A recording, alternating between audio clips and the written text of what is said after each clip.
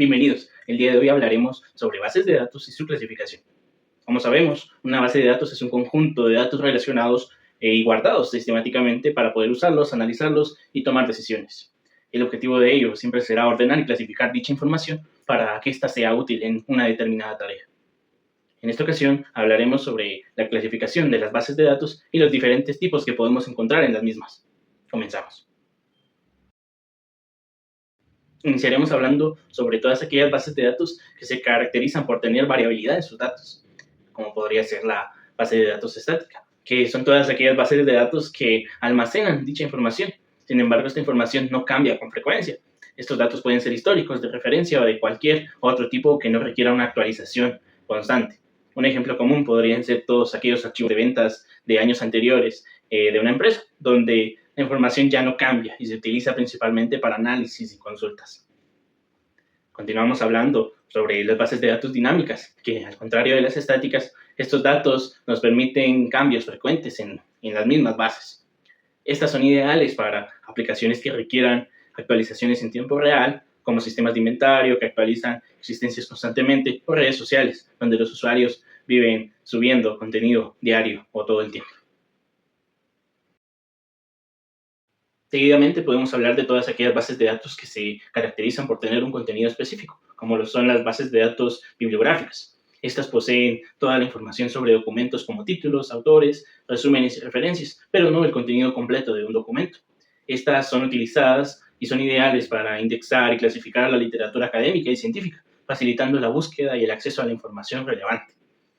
También podemos hablar de las bases de datos de texto completo. Estas son bases que almacenan el contenido completo de documentos, permitiendo la búsqueda y consulta en el texto en su totalidad. Estas son ideales para investigaciones académicas y para la búsqueda de información en artículos, libros y otros documentos.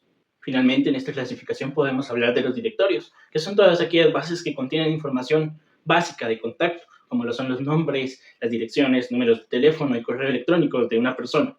Estas bases de datos son útiles para facilitar la búsqueda y el acceso a la información de un contacto específico y pueden ser utilizadas en una variedad de aplicaciones, como podría ser una guía telefónica fácilmente o un sistema de gestión de clientes. Finalmente, podemos hablar de la clasificación de bases de datos por su modelo. Entre ellas podemos encontrar las bases de datos jerárquicas, que son aquellas que organizan la información en una estructura de árbol, donde cada elemento tiene un único padre y puede tener múltiples hijos. Este modelo es muy rígido y se utiliza en aplicaciones donde las relaciones entre los objetos son claramente definidas y no cambian con frecuencia. Un ejemplo muy común podrían ser todos aquellos archivos antiguos que ahora se organizan en un sistema que es muy jerárquico y que no tiende a tener algún tipo de cambio. También podemos hablar de las bases de datos de red, que son aquellas que permiten relaciones más complejas entre los datos, donde un registro puede tener múltiples padres y al mismo tiempo múltiples hijos. Este método es muy usado y es más flexible que el jerárquico y se utiliza en aplicaciones que requieren una estructura de datos más interconectada. Un ejemplo muy común son las telecomunicaciones, que requieren una estructura de datos más compleja para gestionar todas aquellas relaciones existentes entre el usuario y sus servicios. Siguiendo con esta clasificación, podemos hablar de las bases de datos relacionales, que son aquellas que utilizan tablas para organizar los datos y establecen relaciones entre ellas. Cada tabla tiene filas y columnas y las relaciones entre ellas se establecen mediante claves primarias y claves foráneas. Este modelo es ampliamente utilizado puesto que es muy flexible y capaz de manejar datos estructurados, que un ejemplo muy común de este podría ser MySQL, que establece datos en tablas interconectadas.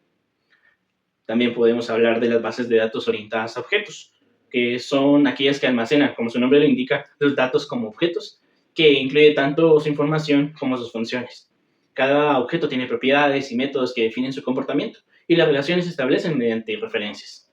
Es muy útil este modelo para aplicaciones que requieren representación más natural de los datos más complejos y las relaciones entre ellos.